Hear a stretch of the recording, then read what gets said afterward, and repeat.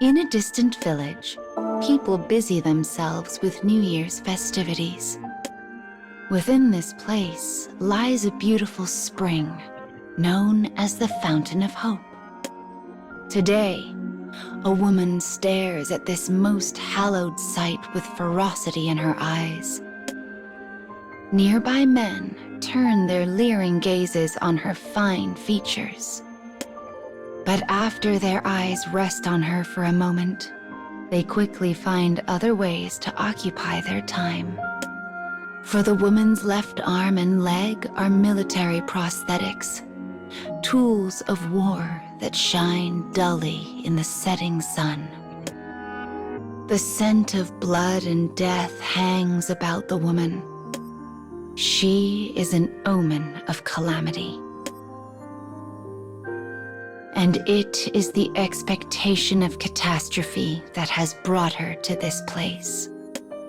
For she was told by an informant that the loathsome kingdom is targeting the village. The kingdom knows the villagers let their guard down during the New Year's festivities, and it now schemes to lay them low in one fell swoop.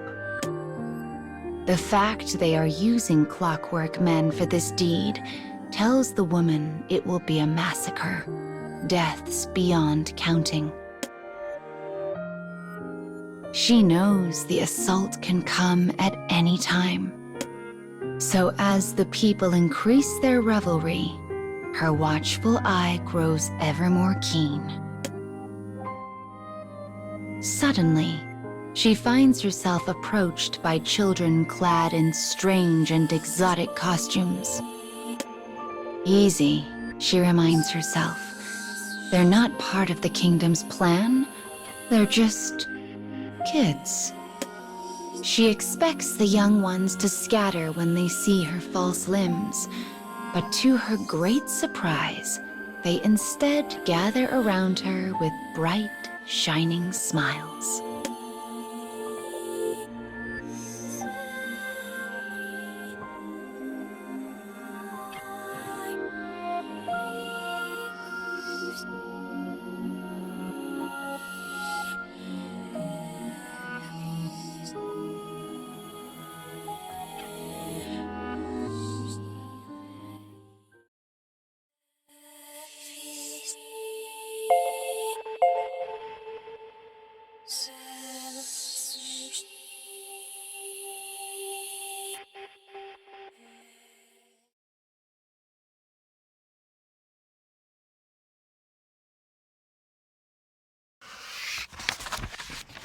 The children are costumed as fairies, a tradition of long standing in this part of the world.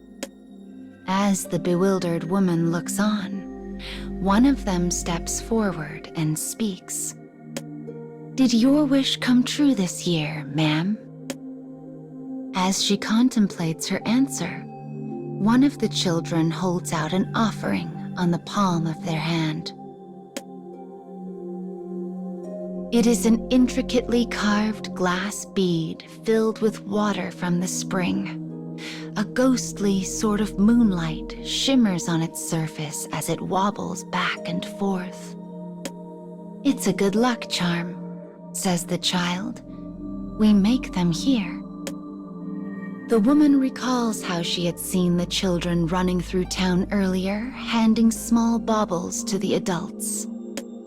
This must be one of their traditions, a rite where kids dress as wish-granting fairies and hand out charms to everyone they meet. As understanding dawns, the woman's brow furrows. She does not have time for such folly. "Others need this more than me," she says, placing the charm back into the stunned child's hand. "Give it to them instead." She looks away, hoping to avoid the child's eyes. She does not need charms, or luck, or rights. She needs only revenge. She does not have the capacity to wish for everyone to be saved. It is simply not in her nature. The children stare at her, confused by her tragic expression. Then, not knowing what else to do, they say the words that complete the rite. We hope all your wishes come true. Time passes. She waits. At midnight, fireworks blaze across the sky to herald the arrival of the new year. Their brilliance signals the climax of the festivities. The village and surrounding lands are bathed in a warm, flickering glow, one that reveals a heavily armored force moving slowly over the horizon.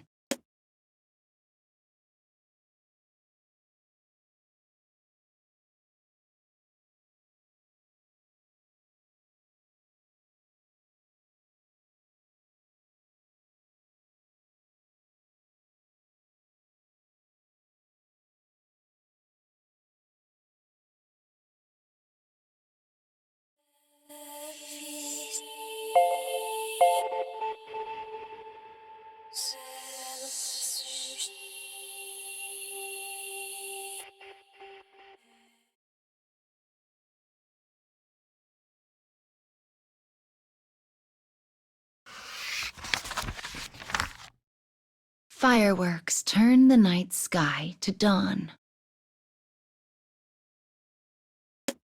Explosions spiral flesh and bone high into the air.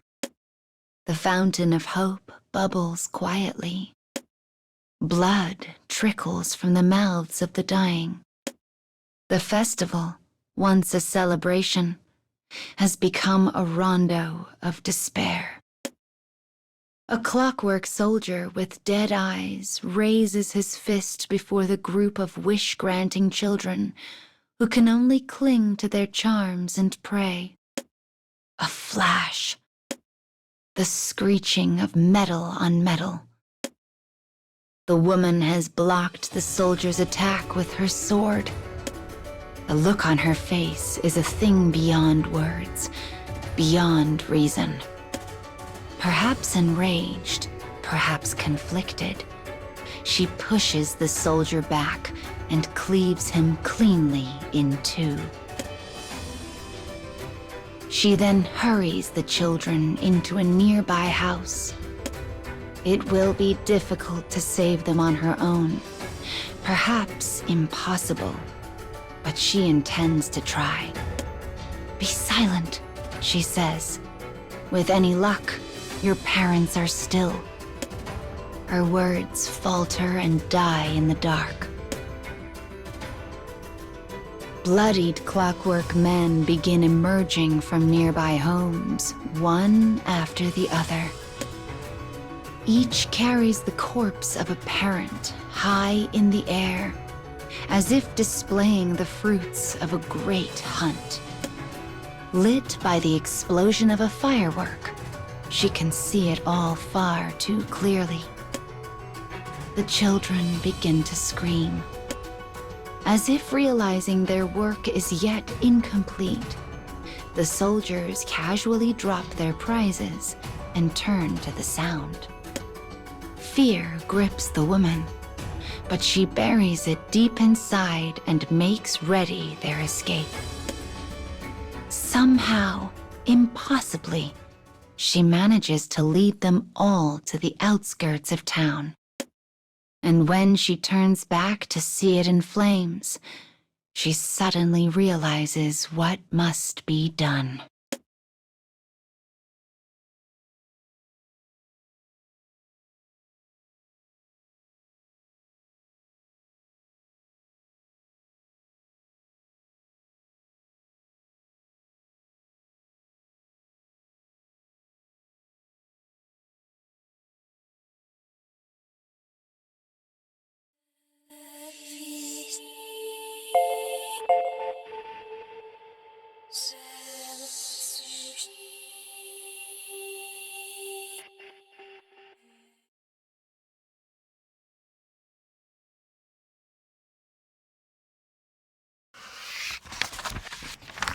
the woman orders the panicked children to hide. They are sobbing, inconsolable. "This is our fault," they wail. "Our charms were not powerful enough." "Actually," says the woman, "I would like one of those charms now." Her voice is gentle, soothing. It is a thing so unfamiliar to her. Yet it is the same voice she used all those years ago with the one she held so dear, the one she tried so hard to save.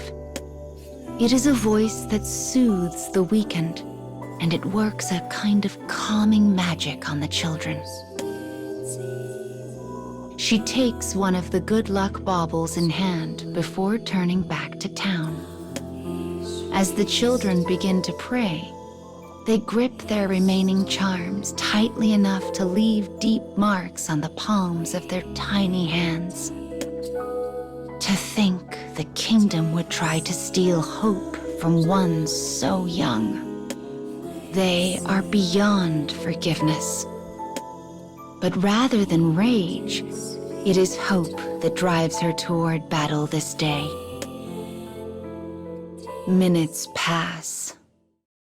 Hours. The sun finally begins its slow march across the sky. Just as the children's despair is threatening to overtake them, the woman returns. Her body is ablaze in crimson, her breath a series of ragged gasps. In one hand, she grasps a number of severed heads, all that remain of the clockwork soldiers. In her other, she grips a bloody, tattered charm. She speaks then, softly but sternly. "You see, my wish came true. So all of you need to pray to your charms. You need to live. You need to thrive. It's all right to cling to things you cannot see. So find that hope and never let it go. And when you have children of your own, make sure to pass it down to them as well." Her voice falters. Are her words true? Or is she simply trying to convince herself? She doesn't even know anymore. As she turns and walks away, the tears of the children begin their long descent to the earth below. And though their sadness threatens to overwhelm them, they continue to hold tightly to their charms and to their hope.